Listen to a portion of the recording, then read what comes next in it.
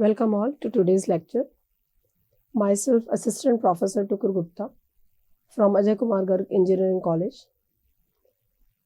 I am presenting lectures on microprocessor and microcontroller. Subject code is KEC 502, which is being taught in 5th semester. Today, the topic that I am going to cover is 8051 data types and assembler directives. So what is meant by data types? The types of the data that can be handled by the particular controller is termed as the data types. So in 8051, we can see that it has only one data type, that is 8 bits data. The size of each register is also 8 bits. And that 8-bit data can be presented in binary or hexadecimal or in decimal. So it is the job of the programmer to break down the larger data than 8 bits, that is 00 to FF or 0 to 255 in decimal, you can see. So it is the job of the programmer to break down data larger than 8 bits, that is 00 to FF or 0 to 255 in decimal, to be processed by the CPU. So we can conclude that the data type that is handled or that is supported by 8051 is 8-bit data. It can be in decimal, it can be in binary, that is in form of 0 and 1, or it can be in hexadecimal, that is 00 to FFH. Now, next topic is assembler directives. So what do we mean by assembler directives? The term assembler is very familiar to us all. Assembler is the software which converts assembly language program into machine language. So assembly language program is like our English-like words that we call the mnemonics, and when those English-like words, these are converted into the machine language, so that is the job of assembler. So what is assembler directives? So as a term we can correlate with the term that it is something which will direct the assembler how to process the data, how to process all the operations. So assembler directives tell the assembler to do something other than creating the machine code for an instruction. So the main job of the assembler is to create the machine code of the instruction. But how to process the data, how to process all the functions related to this machine code conversion. So all these extra work overhead is being handled by the assembler directives. So assembler directives is also the commands, or we can say the instructions, which are used to direct the assembler to do the following, to do the undersigned work. So in assembly language programming, the assembler directives instruct the assembler. So these are main three functions of assembler directive. So what will it do?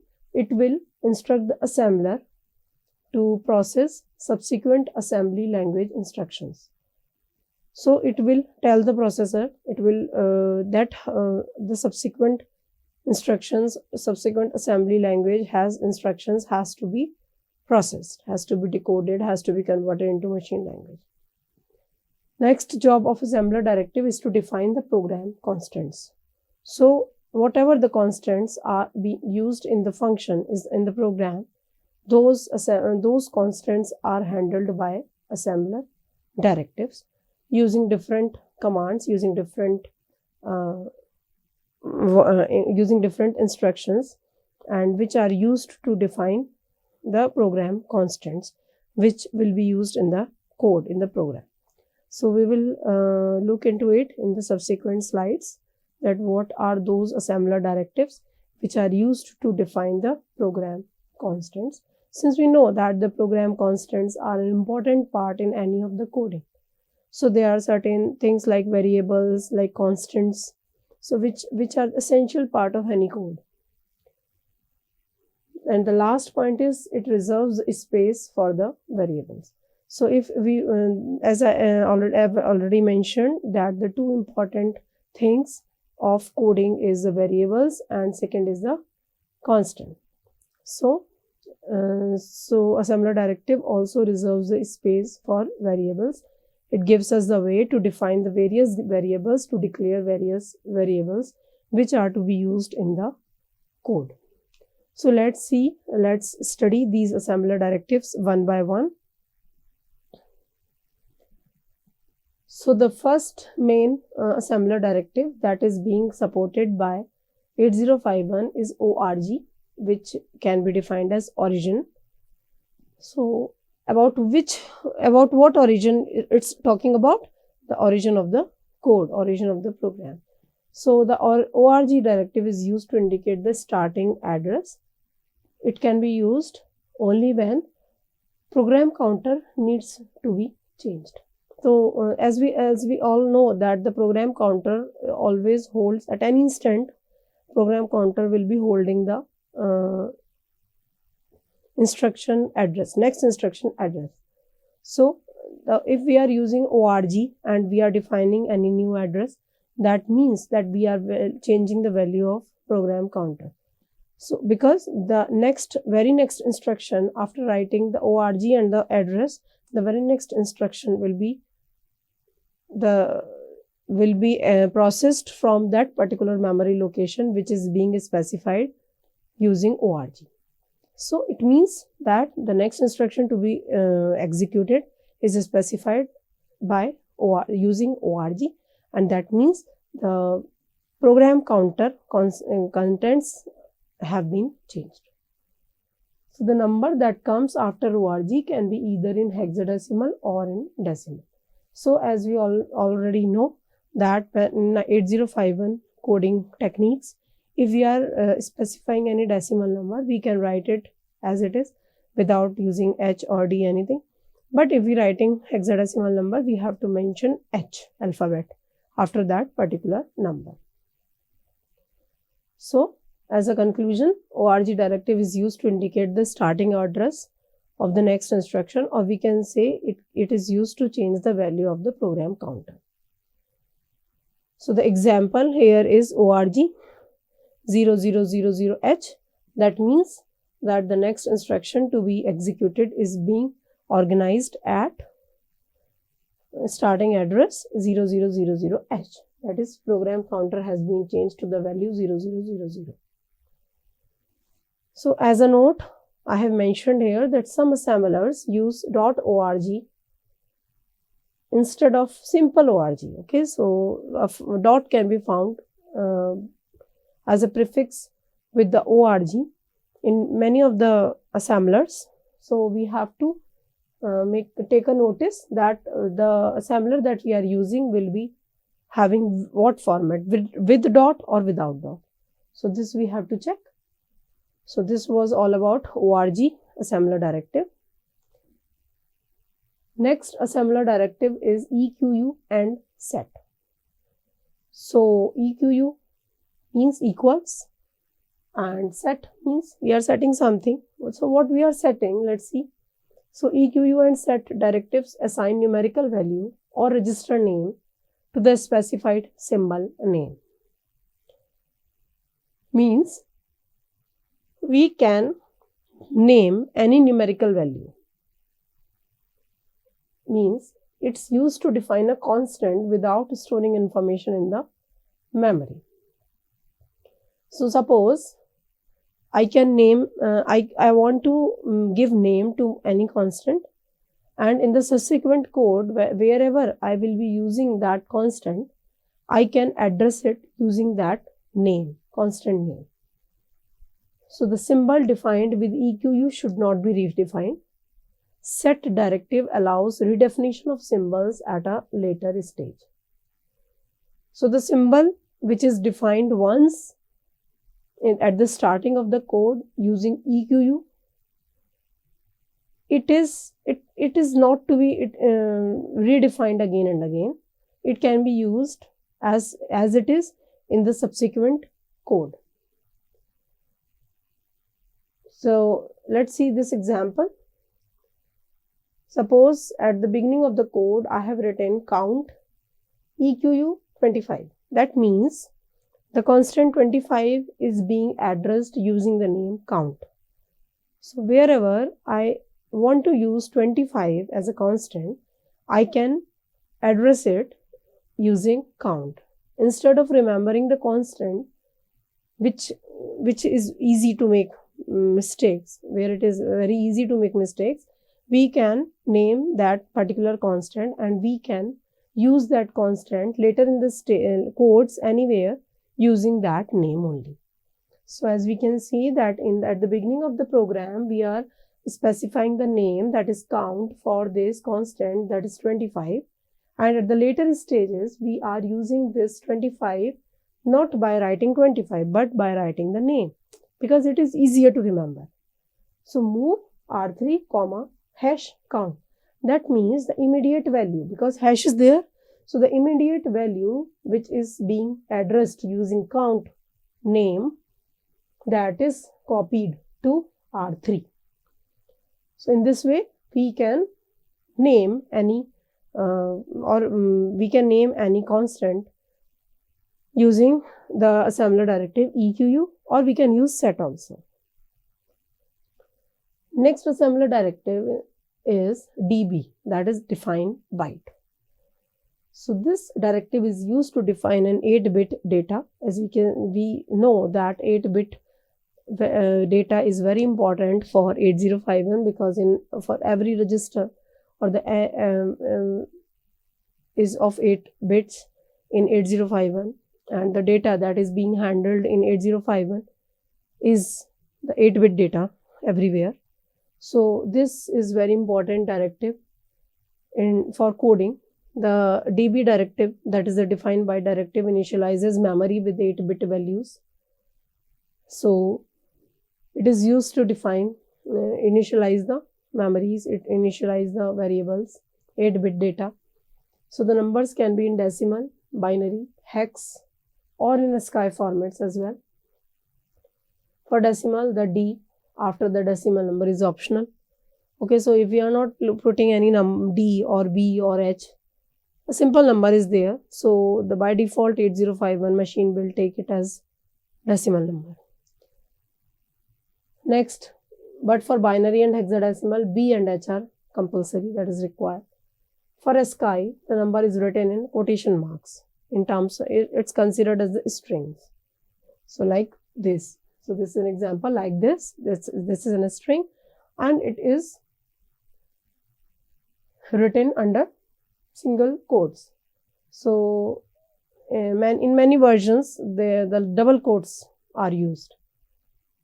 So the example for this assembler directive is like 40H is the 8-bit data, and it is being, this byte is defined by this name, data 1.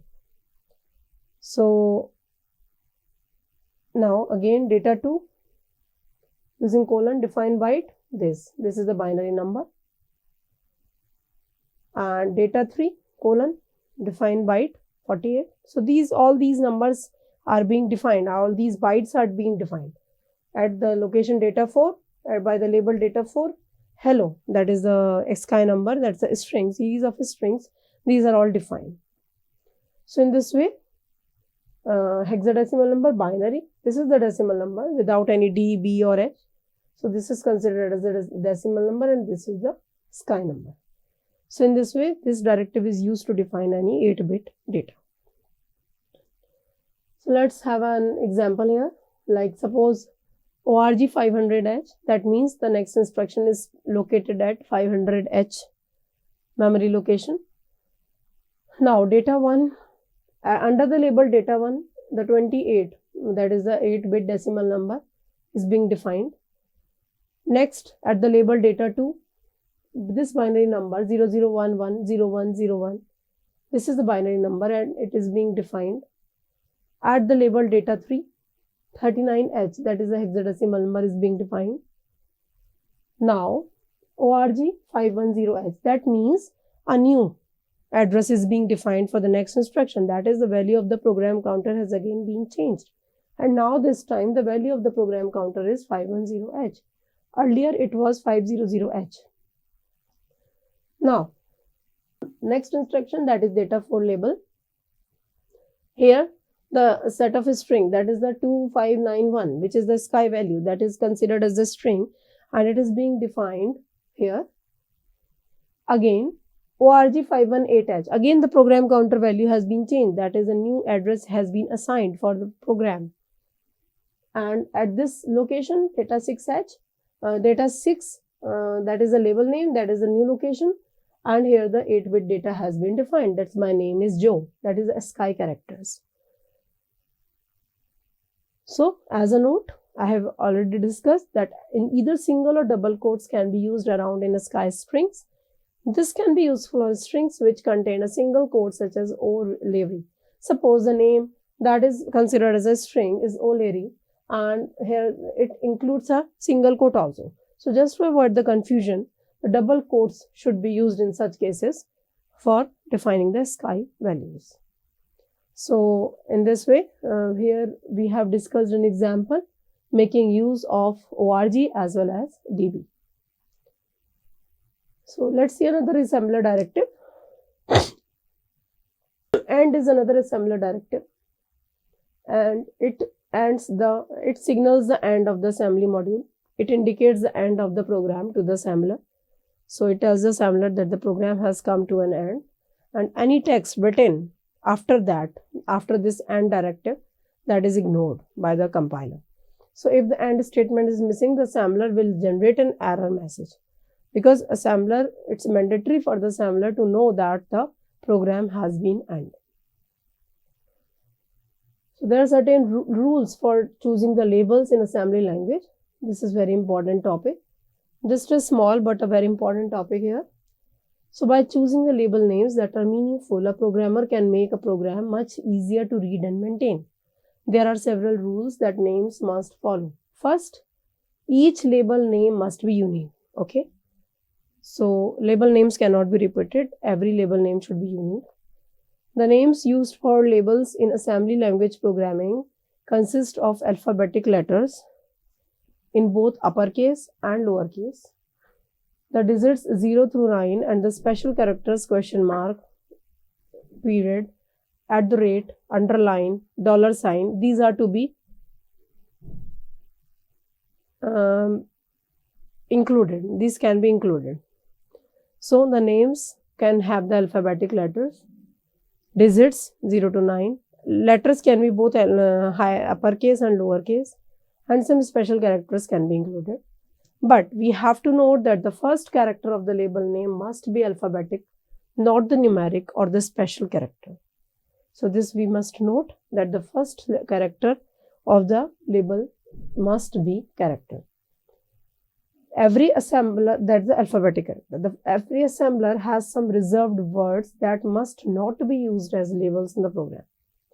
So what are those words? Suppose like move, add, these are the mnemonics which have unique meaning in the instruction set.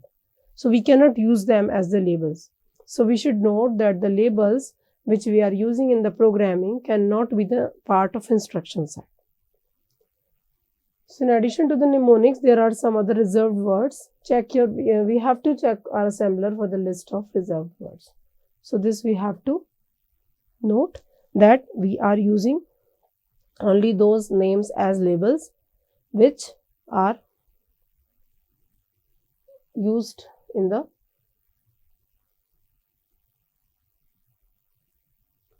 which are mentioned in the list and which are not included as the special as the instruction set or any reserved words. So in today's lecture we discussed all the data types and the assembler directives which are important for 8051 assembler. So there are only 5 assembler directives which we should keep in mind. That is the org, eq, and set are one and the same thing. Next is the define byte. Another one is AND. So that's all for today. Thank you.